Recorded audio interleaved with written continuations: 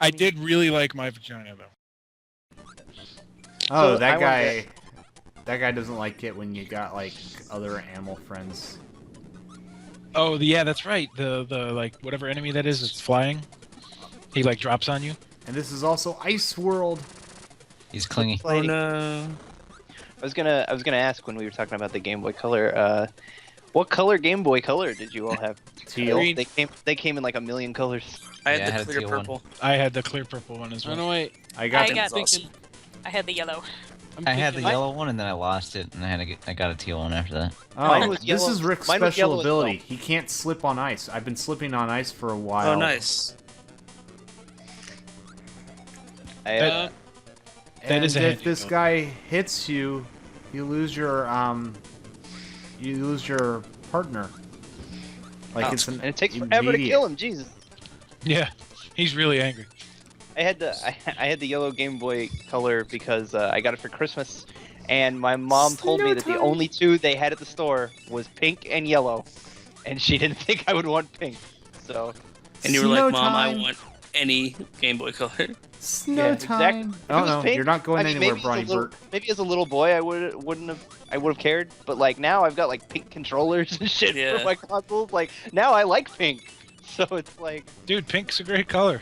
yeah. I mean It's when you're a little curry boy, color.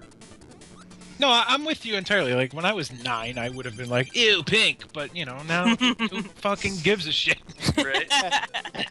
when I got The Last of Us for PS3, they were like doing a deal at Fry's where you buy The Last of Us and you get a PS3 controller, and it was like $40, like Guess together. what time it is? That's an amazing deal, and I got the pink controller, and Chris was like, "Why are you getting a pink controller?" And I'm like, "Because I want the pink controller." And I can only imagine what people were thinking when I was buying The Last of Us, this game about zombies, and at the same time, I'm purchasing this shiny pink controller to go with it. Guess what time it is? Da, da, da, Rick roll. Rick We're the famous Kirby. So I actually had the special Pikachu edition Game Boy Color. Of course you did, Josh. That's We pretty can't cool, all man. be special like you, Josh. You have the special edition N64 as well? No. I did. My cousins did. Of course you did, Ricky. Well, I didn't Of course pay you did, for it. cousin. I didn't buy the Pikachu N64, but I I remember being so jealous of people that had that, and like now it goes for. I'm pretty sure it goes for a lot of money online now. yeah. does. Well, like It's like it we doesn't matter. just got sent. Ah! Just how Yeah. it worked when I was a kid. First But death. yeah, I mean, I had the purple clear Game Boy Color like David did, but that was like the most like, common one, I think. Like heard it? it was It's just, also the best. My You sister can had see that through it. one. It was great. Like it was awesome that it was like you could see through it. But like I'm pretty sure most people I knew who had a Game Boy Color had that one. It's like that. It's they did the same thing with like the Nintendo 64 controller, the like see-through purple one. Yeah. That shit's rad, man. Dude, When you're why a don't they kid, bring back like- see-through? Right? Right? Yeah, dude, know. if they made like a new 3DS that with like clear plastic shell, like I would be all over that. Like Little kids probably it's, would be. it's such a 90s like a thing, but bring it back. Mm-hmm. Bring it I back. want it so bad. It's as 90s as blue raspberry flavored candy. Which is still around. delicious. Yeah. Yeah. Dude, when's the last time you had a blue raspberry airhead? It's fucking great. I don't even know when the last time I had an airhead was. Dude, airheads are so fucking They're good. out of control. Airheads, they're out of control. They are good. They're too sweet though. Like Yeah, they're way too sweet. They're- Like I don't care. now as an adult, I would like blow up. No, Okay. they're good though. You know what they make that's really good is like, it comes in a bag and it's like little tiny circular Skittle-sized airheads. Like it's the same, you know, chewy. Like it's an airhead, but it's not the strip. It's just a little ring ball. Yeah, really good. Speaking of Skittles, I fucking They're hate not as out of control. If they made them in Yes. like little cubes, like Starburst, that'd be great. That would be great, bro. We had my dad. This was about 2 weeks ago, not long after I got back from my trip. My dad bought a bag of Skittles, and like, I took a little tiny. We have these like little paper cups that are really just you're supposed to like. The wrong If way. if you're taking a pill, like it just have enough water to swallow a pill. It's a really tiny paper cup, you know. But like I filled it full of Skittles from this bag and took it downstairs, and I started eating them, and I was like, oh my god, these are the stalest fucking Skittles ever. Like they were like rock hard. They were seriously impenetrable. And I just threw them out. I'm like, these are terrible. And I wish I would have like come back upstairs and left a note on the bag because my mom came next and broke her tooth on one of them. Oh, shit. Like she God. she I had remember, to. Yeah, like I put it. Yeah, you told us this story. yeah, I remember you tweeting about that, and I cringed. I couldn't believe it. You know, maybe the people watching at home didn't know the story, Matt. All right, fine. Tell the story, David. Tell your JetBlue story now. Oh no. This would be a great time for I that. haven't heard the JetBlue story. Let's hear. You haven't heard the All JetBlue right. story? We Okay. need to, okay, let's preempt it by saying that this is when David was coming to my wedding. Okay, since Yeah. this is a different Let's Play than the last time we talked about the wedding. So, David came to town for the wedding, and he had a horrible plane experience, and he's going to share that story with us now, out of nowhere. Yay. It's So, a long story, so Tim, if you need to explain something, just go ahead and interrupt. Just interrupt. Go ahead. All right. So, for those of you who don't know, I live in the Northeast, and this winter has been god awful, just terrible, snow like a motherfucker. And our first flight, our flight out, was on a Wednesday, and it was actually the first big blizzard of the year, and they canceled our flight before we even got a chance to go, or before the snow even started, before they knew how much we were gonna have. They were like, nope, no flight, we're not going anywhere.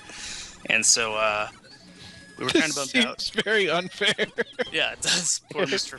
Flosty. And Mr. Flosky. sorry to interrupt. Go ahead. No, that's fine.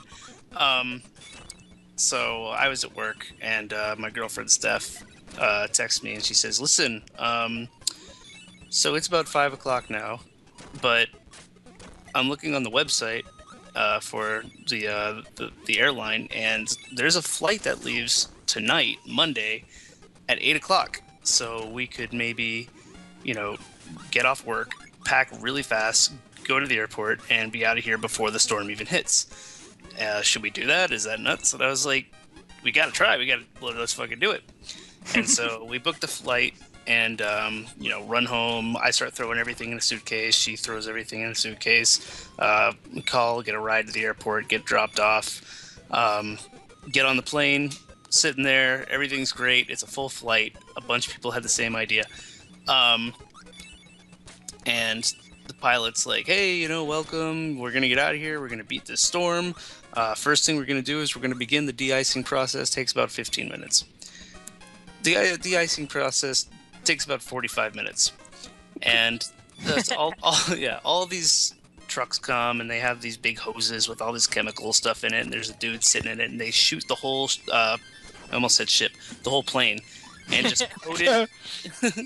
They just coat it in this gross green goopy stuff. Yeah. And so they do that. They pull away, and we're sitting there on the tarmac, sitting there. And the pilot comes back on and says, "So we took too long. We're gonna do it again. We're gonna de-ice the plane again. In the meantime, we're gonna give you guys some refreshments." So we have the people coming around, and they give everybody bottles of water. And as they're giving us the water, they say, "Hey, by the way, don't get up, because as soon as we're done de-icing, we have to be in the air. There's a very small window of opportunity that we have between the de-icing and the taking off. So if anybody's walking around the plane, we can't go. So you don't want to be that person who is keeping this whole plane from getting off the ground. So stop it. Don't do it. Don't be a dick." So here's a bunch of free water. You're not allowed to go to the bathroom. Right. Here's a bunch of bottles of water. Do not pee. Do not do it. Absolutely no pee. Right. Hold it. Use the bottle if you have to. So the second de-icing process begins and takes about another 45 minutes. So by this point, we've been on the plane for about 2 hours, 2.5 hours. They finish the de-icing. We drive out to the tarmac. We're about to take off and get into the air and go to nice sunny California. And the captain comes on and says, "Listen, we're just about to take off, and we got an error message. And there's a mechanical failure, and we're not going to be able to use this plane. So what we're going to do is we're going to go back, and we're going to get the IT group and have them come in and check it out and see if we can fix it. So they bring like 6 people on the plane, and they all go into the cockpit, and they're all sitting there talking and stuff. And just like anyone who is using anything mechanical, they decide that the way to fix this problem is we're gonna turn off the plane and turn it back on again. Thanks, Geek Squad. Yeah. Is Might your need to come airplane back. on? Is your airplane plugged in? Yeah, this is Try turning your plane off and on. like let's be real here. This is not an iPad. This is like a big flying metal machine full of humans. So exactly like an iPad. Oh, Josh. What kind of iPad do you have? The new one. Um, Yeah. the one with Pikachu on it. And see-through plastic. Right. So at this point, I'm in the bathroom and all the power goes out. So I'm like, all right, this is fine. But, Like the dog in the bar that's on This is fire. fine. Oh, Right. you know that he's being edited into that. Yeah. so I come out and I get back in my seat, and they fiddle around a little bit more, and then the pilot comes on and says, "So this plane is not taking off tonight. So we're going to get everybody off the plane, and we're going to get on a second plane, and we're going to get out of here, and we're gonna go to San Francisco, and it's gonna be great. If, however, we do not get off the ground, I'm not gonna go if it's not safe, but we're gonna have you out of here by 11 o'clock because there is a driving ban in the whole area that is going to be going into effect at midnight, and if we don't have you home by midnight, there aren't going to be any cars. You're not going to be able to get home." So we've got to have you, in a car, but way before midnight. So we say, okay, let's fucking go. What are you talking for? Get us off the ground. God, dang. And so, Guys, we're gonna have to go back to World 3 so I can get a guaranteed Kine. Yeah, this Yeah. this is the worst is this the one? rainbow drop. Yeah, like you pretty much have to use all, well, at least Kine and Ku in the same stage. That's a pain. Yeah, sorry. Tim knows what he's doing though. He's a All right. Okay, so second plane. We're about 3.5 hours in. They just say, okay, so we are now going to, of course, begin the de-icing process. Of course we And so they bring us out on the tarmac again. They get all their cool little cars out with the guns, and they shoot up the plane, and it's goopy again. And they get it all pretty, and we go out to the runway, and we're about to take off yet again, and the captain says, "Yeah, there's no way we're taking off tonight. I'm getting the same exact error messages. We are out of planes to use. Sorry, folks. We're gonna pack it up." So by this point, it is about 1 o'clock in the morning. So What? not only did they not get us out before 11 like they said they were going to, but the blizzard is in full effect. We've got like 2 feet of snow on the ground. There are no cars anywhere. And so It gets better, folks. So we all go back. We're all disappointed. We get off, go back through the airport. We stand in line, and the superheroes they are, the people who are working, decide, here is a pass so that you can get a free cab ride home. You're welcome. We have saved your life. Except there are Congratulations. no You've won. cabs Because there's a driving ban. because there's a driving ban in effect. There are no cabs on the road, so they gave us this useless piece of paper. So they're like, okay, so you can just go wait over there by the door, and the cabs will be along in a minute. So we're like, oh, awesome, that's cool. We go over by the door, the whole plane is in front of us waiting for a cab. And, at this point, we have just gotten off of this plane for 5 hours, and... Yeah, they basically took that whole flight and went nowhere. Like, Right. We were on the amount of- plane for the length of the flight. Yeah. Oh, sorry, David. Finally, No, we it's got fine. to this point. The thing was, I needed ice. I needed not only Kine, Kine, but because also fire. it's a ice thing, Right. but also because I needed fire, and you could either get fire at the mid boss, which I had passed, which I had beaten up and had to keep with me, or at the very end of the stupid stage. Right.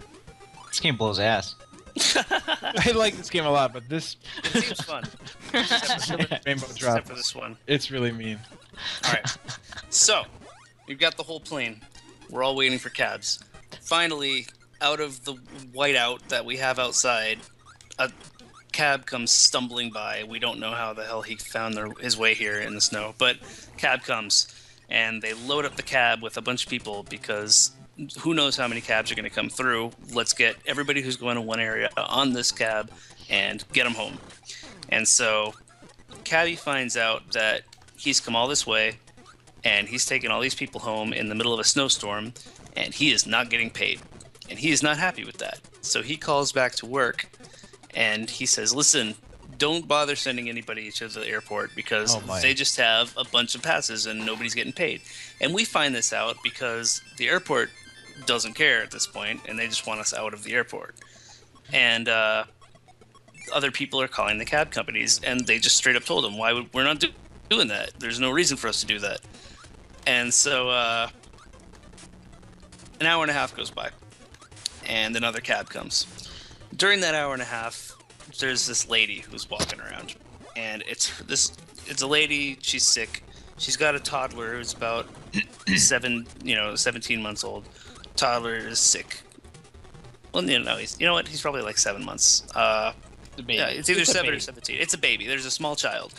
And he's the most miserable being in existence because he's sick and there's snot running all over his face and he won't and stop he's a crying. baby, and it's 2 a.m. and he's fucking freezing. And I still hate him because he was annoying me. Just And of course he's continue with standing... your story. We're not Of course, giving you the rate- kids. No, good, thank you. So they're right next to us in line, and it's a lady, her dumb baby, her giant suitcase full of all of her dumb clothes, and then her stroller for wheeling her dumb baby around, and then in their infinite wisdom, the airport was like, you know what, you don't have enough shit, here's a car seat. So she's got all this stuff, and finally a cab comes by, and they're like, all right, she's going to this area, we need to get this baby out of here, who else is going here? And it just happened that my girlfriend and I are like 15 minutes away from this lady. So we're like, we are going. Please let us leave. We don't want to be here. So we go outside into the blinding snow, and we've got this lady trying to put together a car seat that she doesn't understand how to do, and it's a brand new car seat. It's still shrink wrapped. And so she's got to take it out, and she's got to put the fabric thing on it, and she's got to put all the straps through all the little holes to get it right. And it's horrible. But she's holding her baby and trying to direct other people to do this thing. It's like a terrible game show, and it's horrible. So, And by other people, you mean you. no. I was kind of like trying to help put all the crap that belonged to everybody in the cab, so it was some other guy was volunteering to help, which is fine by me, because I don't know how to put a goddamn car seat together. What do I know? So, finally the lady gets fed up, and she's like, no, she looks at me and says, can you hold my baby, my ugly, snotty, gross baby? And am I going to say no? What do I say? So I'm holding this baby, and suddenly the sick, whiny baby is horrified and screaming because his mother has given him to some stranger. Some strange bearded man. It's now. Yeah. And it's, my night is much more miserable now because now I'm cold and I don't have a coat because why would I bring a coat? I'm going to sunny California. There's no reason for me to have a coat there. And I'm out in the snow. And I'm holding a baby who is sick and dripping who knows what, Ebola and stuff all over me. And this is what a fantastic vacation this is. And so they finally get the car seat together and they put the baby in it. And it is very quickly apparent that this car seat is far too small for this baby. And the only way this baby is going to fit in the car seat is if we somehow fold the baby in half and then just click the clasps together. But I don't think he'd like that. So we don't. And the mom gives up and says, you know what? He's fine. Sit him in it. We'll make do. Please get us out of here. And so we live about 15 minutes away from the airport. And the ride home was an hour and a half because there was 2 feet of snow on the ground, 3 feet of snow on the ground, and it's all ramps, and there was nowhere for us. You know, we had to go up a ramp, and nothing is salted. It's horrible driving conditions. It's whiteout conditions. We're sliding all over the place. Every little turn of the steering wheel is, hey, let's drift 15 feet in this direction. So finally, we get home, and we live at the bottom of a hill, and then there's a hill going up the other side. So if this cabbie drives down this hill, he is never, ever going to get back up, and they're going to die in a snowbank. And so we say, listen, just leave us here. We'll grab all of our stuff out of the back, and we'll just run down the street to the house.